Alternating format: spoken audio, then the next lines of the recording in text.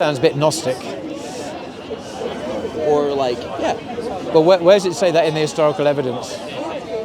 I'm just saying that's what I think Second Temple Judaism believes. No, I mean, where's Second Temple Judaism is just a period of time. I'm saying, where in Jesus' ministry, from what we can reconstruct from history, does Jesus talk about himself as an emanation from God?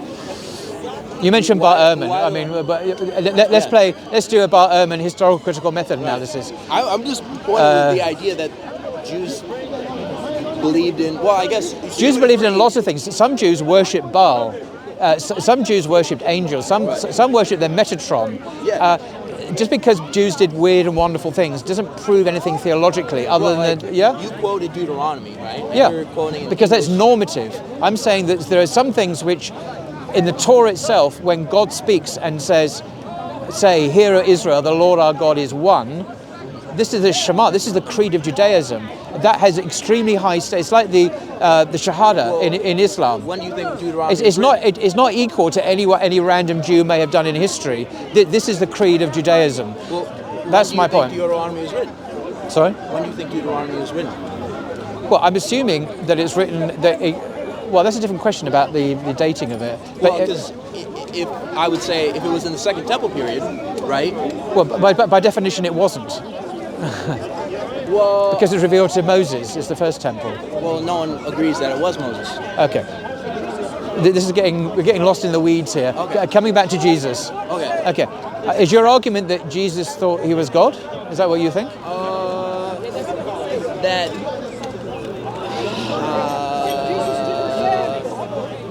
No, what do you possibly believe? Oh yeah, well I would probably say that Jesus was probably an apocalyptic prophet, but that later people around him probably believed he was. Okay, what's your, but do you believe Jesus was God? No.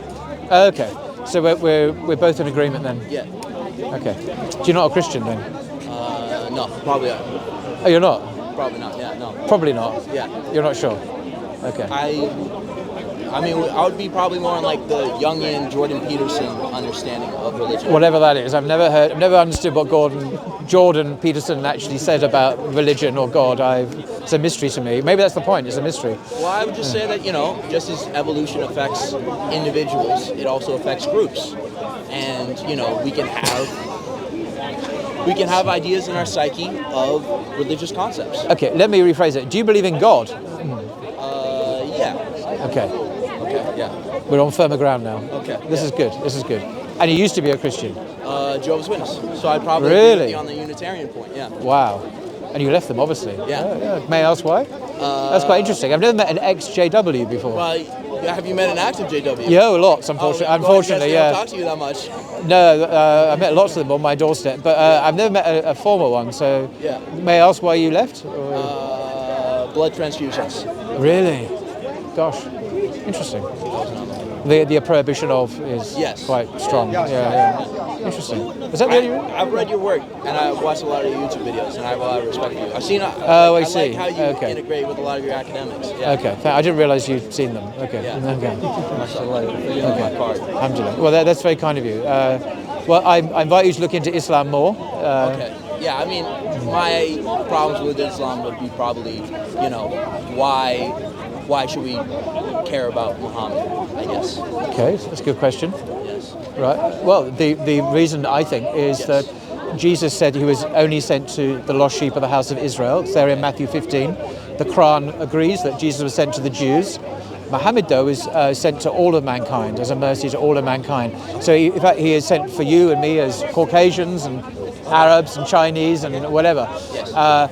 But that's the only prophet that's ever been sent to mankind. And his message is just a confirmation of all the previous revelations. The belief in one God without partners, which is what you already believe, and that we should live upright lives, we should submit to him alone. Right. And this is what Jesus taught. This is what Moses taught. This is what the prophets taught. So it's not a new message. So in a sense, what's to disagree with, really, if you already accept the teaching of Jesus? This is... Well, I wouldn't. Oh, right. Because I would say that each of these gospels are pretty much writings of later communities that are retrofitted. I mean, I guess more of a question just to understand you. How do you balance, I guess, historical criticism when it comes to the New Testament as well as with the Quran? So what was the question? How do you balance your understanding of historical criticism Oh, I when see. it comes to the New Testament, but as well as with the Quran? It's apples and oranges.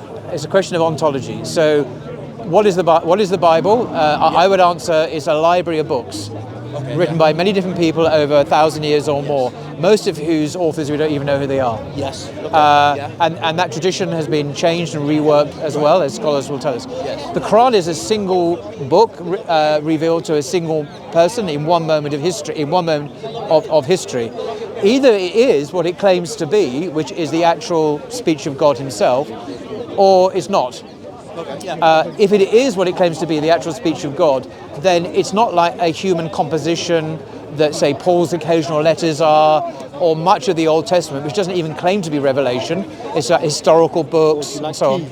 Yeah, I do actually. Again, it's very kind. Just milk. It's very just no sugar. It's very very kind of him. If you like, the ontology of the Bible is quite different from the Quran. If the Quran is what it says it is, then we must accept it as God's speech to us, to human beings, Right. which is what Muslims believe.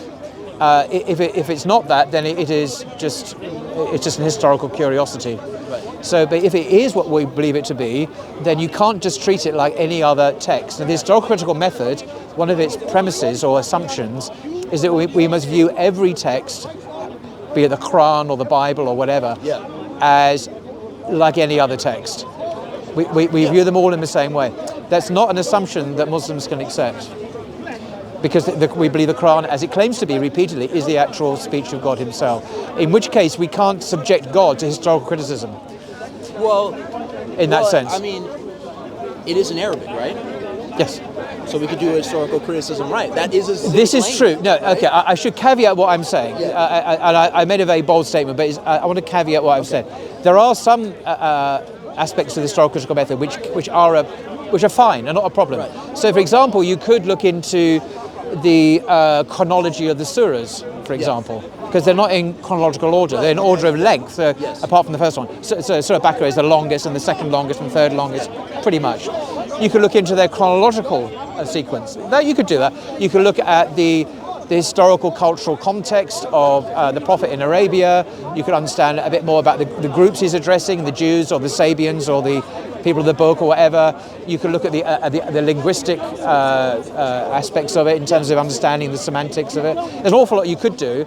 Manuscripts, you could do textual criticism. You could look at the manuscript evidences for the Quran, the Mushrafs and so on. It's an awful lot you could do, you're right.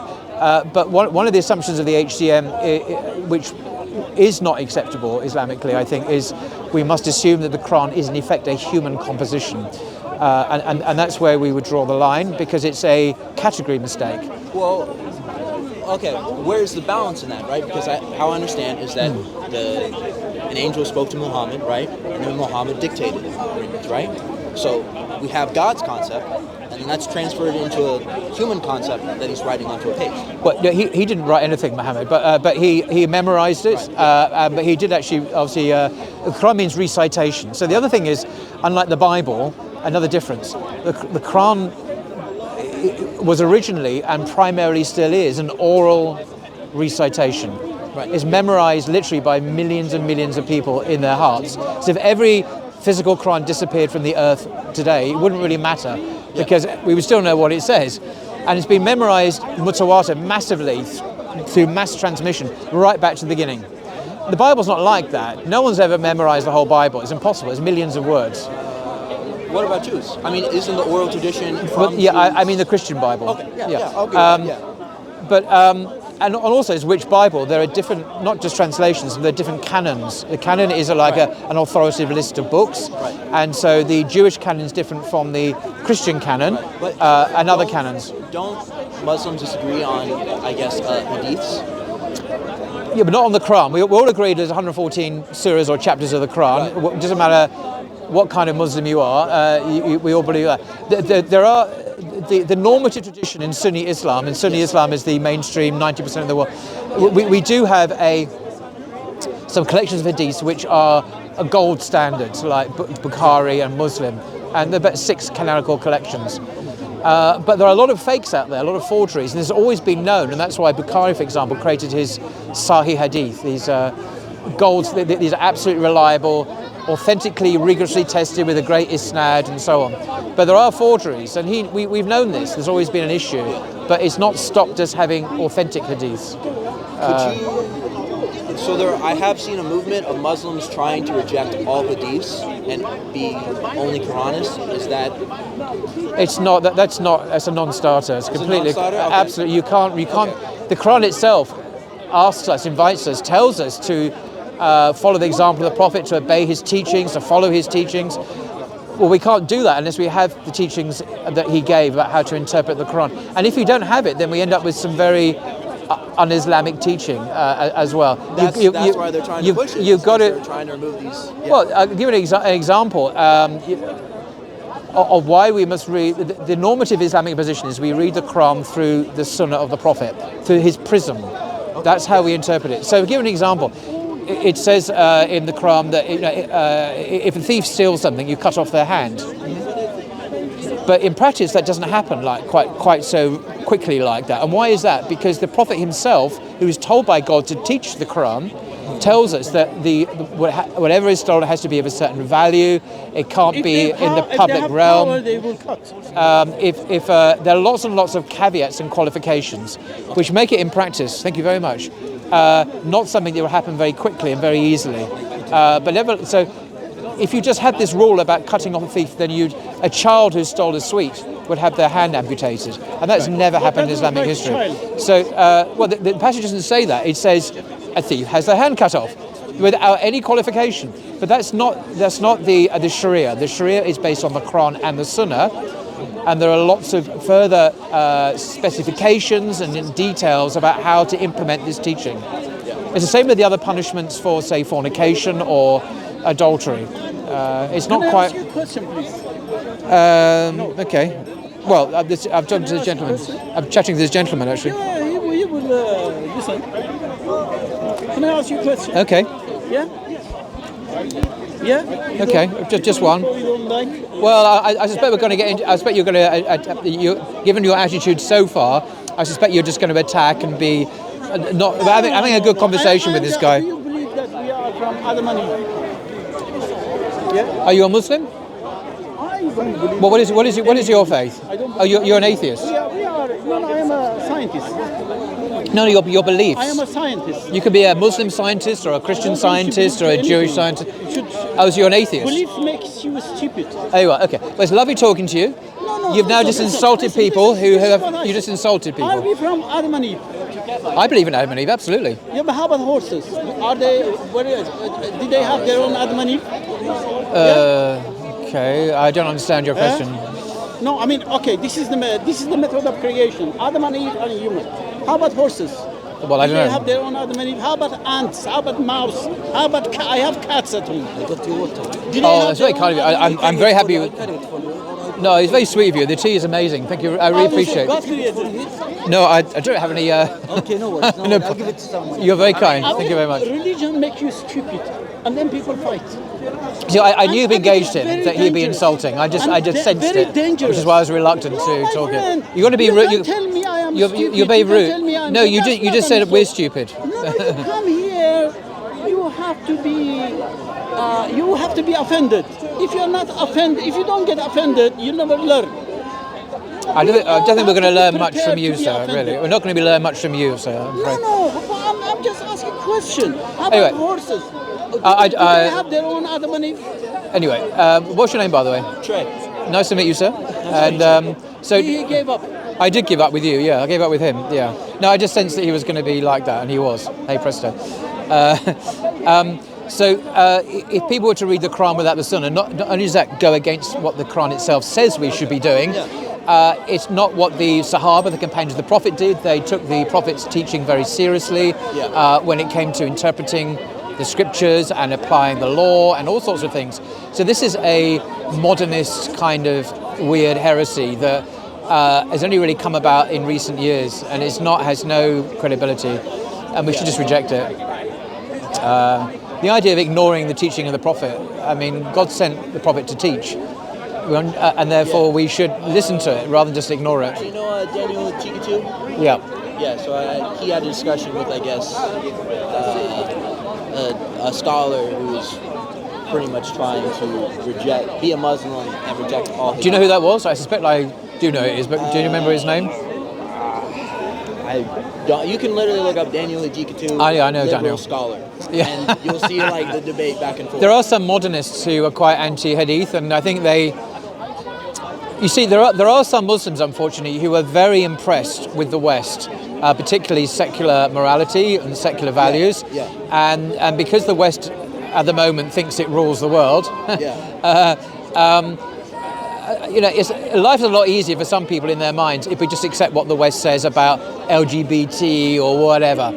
And so wherever there's a clash between what Islam teaches and what many in the West say, then we'll just reinterpret the religion. We'll just do away with these embarrassing hadiths or whatever. And I think that attitude is mistaken. A lot of Christians have already done that with their religion, and so have Jews, actually. And you end up basically creating a man-made religion that's constantly changing, because the West itself is always changing. Like 10 years ago, gay marriage was unthinkable. Now it's compulsory. And who knows if incest will be obligatory in 10 years or bestiality. I mean, seriously. So you're always going to be changing the religion to play catch-up. And this is no way to follow God if we follow men's opinions. So I think we should be more robust and stand up to what we really believe. And if it disagrees with the West, so be it. God is bigger than the West. I did have one more. Okay, how do you sort of because I'm from America and I'm coming around here and I didn't see how big. Which part? Sorry. Which state? California. Right. Okay. You must miss the weather. It's very nice here at the moment, apparently. And because I didn't realize how big of a Muslim population it is here, and I'm curious, See, bigger in France and Germany as a proportion. Yeah. But I'm wondering, the youth, pretty much, that you're trying to continue the tradition, how is the returnal rate? Because as you said, a lot of people just want to accept the West. How does that work here? What systems do you have in place to pretty much keep them coming in? I'm not sure we have systems in place to keep them coming in. How do you I guess you don't. Well, we do a lot of outreach. Muslims do it here, Speakers Corner, elsewhere online. So we're always sharing the truth about Islam with people. And it's God who basically changes people's hearts. It's not, our job isn't to convert people. Sometimes we think it is probably. Think, we've got to argue this person into faith. But it's not really faith. That's something else, whatever it is. But it is a challenge. You see, in the West now, unless you stand up for your faith and know why you believe what you believe, you're going to go under and you're going to become secular. So those Muslims that are, particularly the youth, say in London or Birmingham, are usually very strong in their faith because they have to be to survive in this world. And that's good in a way. So even though it's hostile, it has a beneficial side effect. Because if you just sat on your laurels and just relied on blind faith, you go under, because the society will just attack your beliefs and you end up believing what they teach you maybe at school about certain things which are just wrong, morally wrong, for example. So in schools now they teach LGBT for a very early age, and a lot of that goes against the teaching of Islam. Walaikum Assalam. So unless you know what Islam teaches for sure, you're just going to accept that, and you're basically going to lose the faith. So Muslims have to know the truth, be certain of it, follow the Quran, follow the Sunnah, and they'll be okay. And submit to God, of course. How, why do you keep coming back here? Because, It's a very personal question. What do you mean? Why do I keep coming back? Well, do you think you're successful every time? Because, I'm coming from a witness, right? And I'll knock on 1,000 doors, and no one would care. Really? Yeah. But about that time, did you find that problematic? Do you find it demoralizing, or did you just shrug it off and say, hey, that's my job? Well, as you say, you have to stand up for your faith. Knocking on every single door, it means something different to you, right? It is something where it's I believe it's true. Yeah. So I'm going to knock on every single door. Okay. Say it's true. But I didn't really expect anybody to believe what I believed. Right. Well, I mean, I come here for lots of different reasons. I live up the road as my local park. I come here because I have friends here, non-Muslim friends as well, to chat, to socialise. But I also come here to have conversations like this. So I have lots of reasons I come here. So, yes, mixed reasons. And it's not always positive. It can be very toxic down here, to be honest. Yeah, that's. So I don't necessarily recommend it. But you meet some nice people like yourself down here, good people, and then it becomes a worthwhile experience, really. So. Well, I've probably talked to you long No, enough, that's fine. Nice to meet you, sir. It was lovely talking to you, and thanks for taking some time to ask. No, it's great, and good to meet you. Thank you very much. Take care. Right, I've got all the